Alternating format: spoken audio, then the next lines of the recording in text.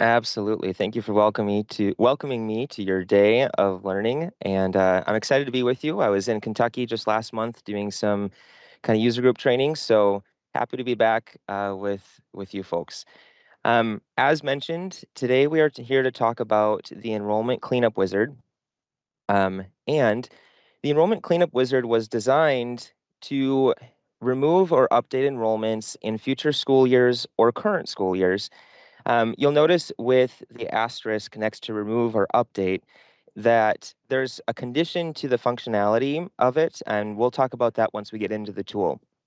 But this is a relatively new tool. It was created earlier this year, and here we are to learn about how it can help you and your cleanup process.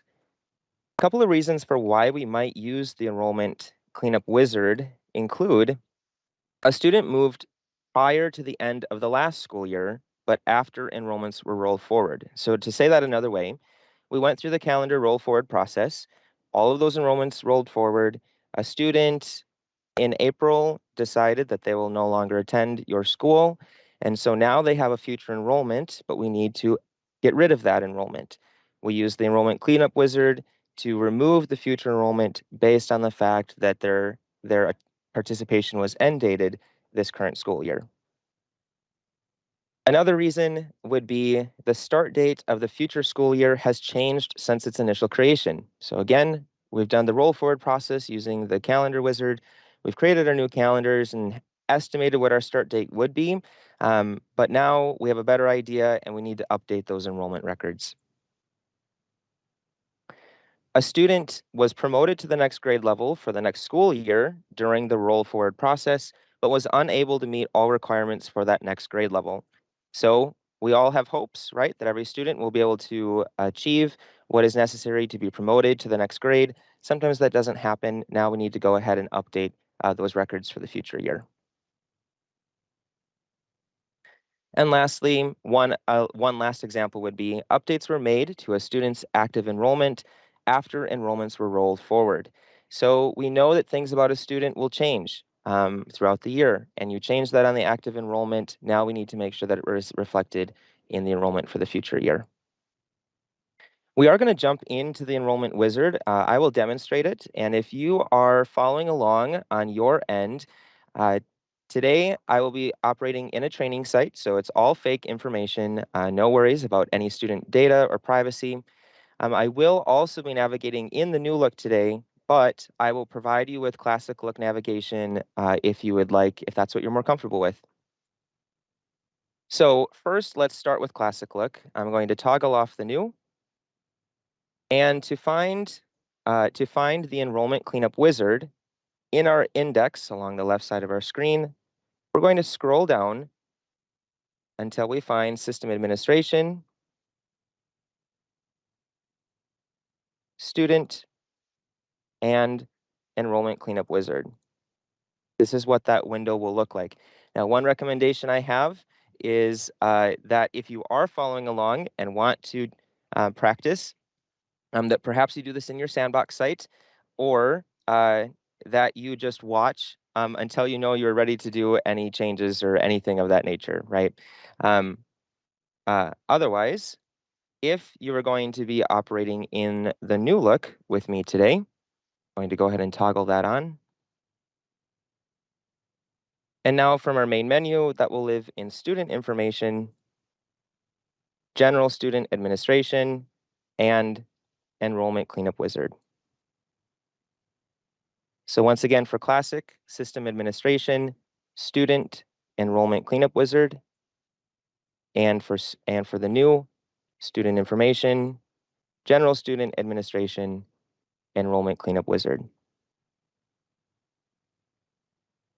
You'll see that in this tool, we have two main modes for usage. One would be to delete enrollments. So this mode deletes enrollments in future calendars for students who have left the school before the end of the year and have not re-enrolled in the same school year, or who no longer meet the student assignment requirements for enrollment in the next school year.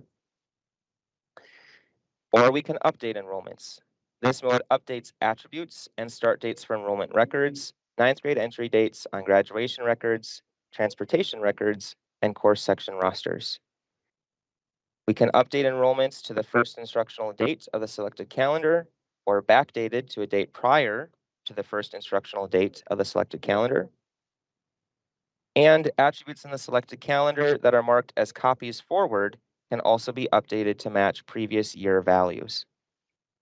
So the two caveats that I wanted to mention about this tool are the delete mode and the attribute update method only modifies or deletes enrollments that were created using the enrollment roll forward tool. So that's important to note that a best practice that we believe for creating enrollments for the future year is to be using the enrollment roll forward tool, which does that process automatically for you. And then that tool, by using that tool to create the enrollment for the future year, you are then able to use the enrollment cleanup wizard to delete or update attributes for those enrollments. When we think about deleting our enrollments, let's take a look at that first, and then we'll look at updating enrollments. The first thing that we need to do is select the calendar in which the student ended their enrollment. So if they are no longer attending as of yesterday, the calendar year, right, is 22-23. So in our case, we'd be looking for any calendars that say 22-23 and your school name. That is the calendar in which they ended their enrollment. From there, the system will look for any future enrollments that exist for a student and say, well, if they ended their enrollment before that calendar year, then we should end their enrollment for the calendar year. That is the future one. To kind of demonstrate what this looks like, I'm going to show you a couple of examples, and then I'll run a test of this. So I have some students. I ran this morning. I caught up any students that didn't have future enrollments that were created for 23-24 earlier today. I went ahead and I used the enrollment roll forward tool to create their future enrollment. And those students, if we look in my sample school of Taylor K-8, and I'm going to do a student search for just a few students. Again, these are fake students, so no worries about privacy.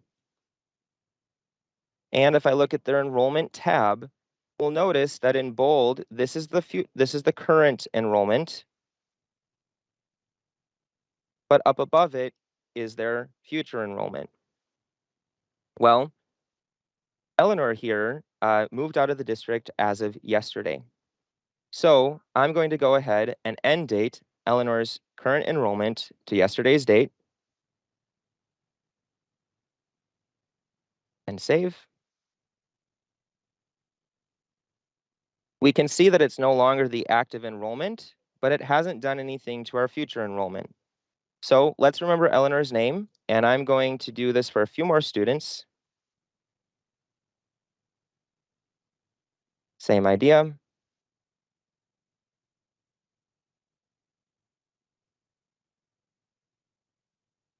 And then I'm going to do a student for Harrison High School as well.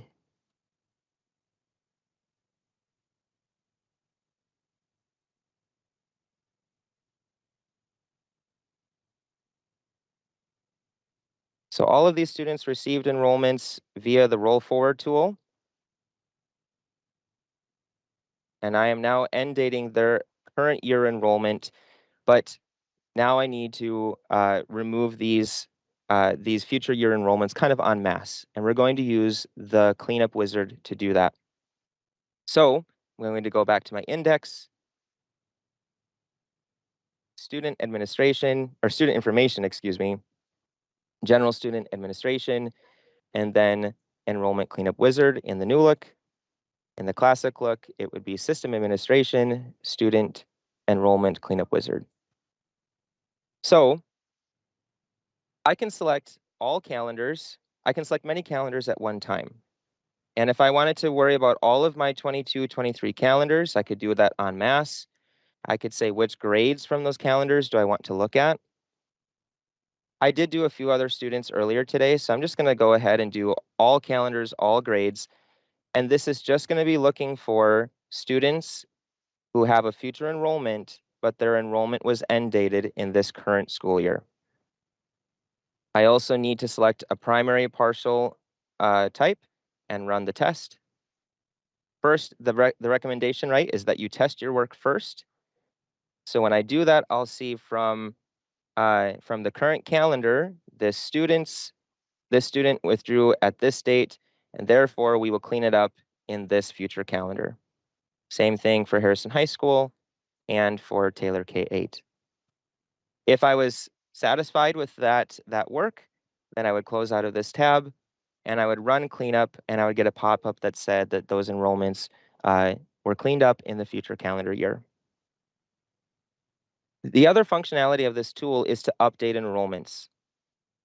When we select that second option, the normal process of preparing calendars and scheduling students for the next school year means that enrollments could be rolled forward before all details of the next year are determined. The start date of the school year, on a student's individual record, services that have been added into the school year after the roll forward process happened. So after the roll forward action is completed, calendar dates and enrollment attributes might change. And so we then use the update enrollment method in the wizard to help make that process simpler for us. In this case, you can only update enrollments one calendar at a time. And rather than thinking of the current calendar, we are now thinking of updating the future calendar. So in the delete enrollments section, we were worried about current, and then it would compare current against future. In update, we are worried about the future. You can be worried about the present, but I would say probably most often you are concerned about the future. So in the future case, right, let's say that in Harrison High School, we select the calendar that we want to update. We also have to have a student filter. So a general recommendation could be to create a filter that brings in all students for that calendar, or students by grade level. So for instance, let's use 9th grade as an example. And I need to select my service types. Let's say that, or excuse me, let's see if I have a different, here we go, all students.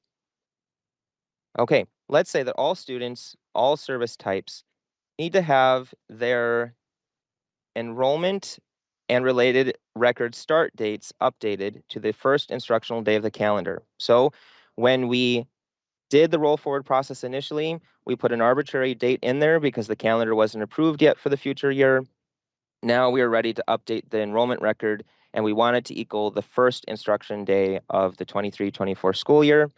You'll notice that in parentheses, we say what that instructional day is, and then it asks us what records do we want to update.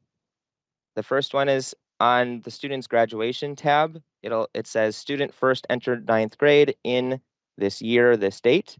So we can update the date.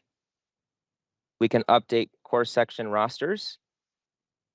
And we can update their transportation records all at once, giving them the first, they're updating their start date based on the first day of instruction. That is what this method does. If I run a test, I would see for all students, and it's probably going to take a moment. In this case, all of the enrollment records were already set for July 3rd. So that was not the best example to give you. I apologize. But you can update for selected students based on filters, and you can update their enrollment based on the first instructional day. However, we also could say update enrollment start dates to date before first instructional day of the selected calendar. This is sometimes a use case could be your 9th grade students, or maybe kindergarten students, or maybe 1st through 5th grade students. Sometimes they start coming to school a day or two before the rest of the student population, whether it's freshman mentoring or things of that nature. So,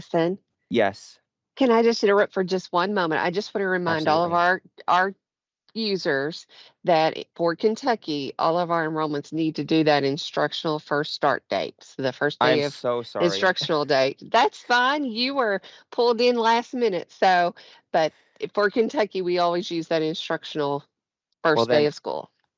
let's just disregard the second method entirely. I'm so sorry. No, it's fine. It's fine. So for you, you will want to use this first method for updating start dates. Thank you for that clarification. But you could potentially use this third method, which does not have anything to do with start dates, but rather worries about attributes. So if I go back to my all students filter, I'm going to run a test, and I'm going to ask it to show the warnings. And it's just so that you can see what attributes will be updated through this process. When I run the test, none of my, I don't make a lot of changes of enrollments in my training site, but if there had been, it would tell us how many enrollment records were found that need to be cleaned up in the future enrollment, and which fields would be updated. Meaning, when they were rolled forward, they were one thing. We changed them after the roll forward happened, and now we need to update them again and make them match. And so these are all of the fields that will update using that attribute update method. It does also tell us that sometimes there are students that were not updated, and that could be because the enrollment was not originally created by using the roll forward tool, or the enrollment that was rolled forward was not active on the last day of the term. So this tool is actually pretty powerful and handy because, as a general rule, we recommend at Infinite Campus, after you've done that roll forward process, that you use the enrollment cleanup wizard once a month. Maybe you want to go once a week if you know that if you know you have student turnover. But this tool really allows you to keep your future enrollment records. I would say that's kind of our primary use case for it, although you, in some cases, can do current enrollments. But to keep those future enrollments updated to reflect the student population that will actually be in classes in that future year. And then the other part would be, as you are adding students into your district as they come in, right, and you create their enrollment, using the enrollment roll forward wizard to create the future enrollment will ensure that the cleanup wizard will work for them as well when you have to update their enrollments and those attributes. So with that is actually all I had to show you today for the cleanup wizard, and we'll leave some time for some questions. Just a couple of questions for you. One of them, is there a PowerPoint page or some campus training that goes over this so they can refer back to the information you've provided today? So the knowledge base, currently the knowledge base is the only area that I'm aware of right now that has any documentation on the cleanup wizard. It is very informative. So if they go to the knowledge base and search enrollment cleanup wizard, it lays out every aspect that we talked about, and potentially even more detail in terms of the functionality and the tool rights that are needed. So I would go to the knowledge base and search enrollment cleanup wizard. That'd be a really good place to start. And another question is, can you use the delete function in the enrollment cleanup wizard for only students who have left and not bothered the students haven't met requirements yet?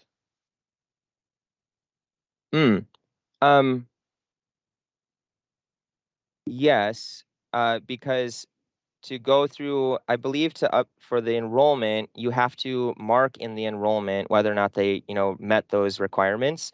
And that could be by checking that retain checkbox in the enrollment, and then do that for those students. And if it's a large number of students, then go and run that wizard to clean up the future enrollment. So yes, you can do that separately. So question is, will this update the special education field so we no longer have to put in a special ticket? That's a really good question. Let me see if I can. Let's come in here real quick. And actually, let me come over. While you're showing stuff, one of the other questions is, I don't see all students in the student filter. Right. So those are filters that we created in our training site. So you would create similar kinds of filters in your own site using ad hoc reporting in order to make that happen. Thank you. Yep. Right. I need to select a calendar. Let me look at. And if you joined us for the end of your checklist, we're just at the last question and we're going to transition over. So the fields that are appearing in that will be updated are disability 1 through 5 from the enrollment record, and special ed setting and status. It looks like those are the ones, special care, supplemental services. So these fields from the student's enrollment record, these are the ones that will be updated through that process. So by that, I believe you wouldn't have to put in a ticket, but not knowing full context, that's the best answer I could give right now. Okay, well, we appreciate it. Thank you. Absolutely. All right, well, appreciate you being here. Jen, did you want to add something to that before we transitioned on? Yes, Go ahead. it's Yeah, I was actually going to cover part of that during our end of the year checklist, but the enrollment cleanup wizard does update all of the special ed statuses on our enrollment tab. So you can use that to update all that information and not have to enter in a ticket anymore to campus to run the script. So this replaces that script that Infinite Campus used to run for each of our district. Awesome. Wonderful. Thank you for sharing that with me as well.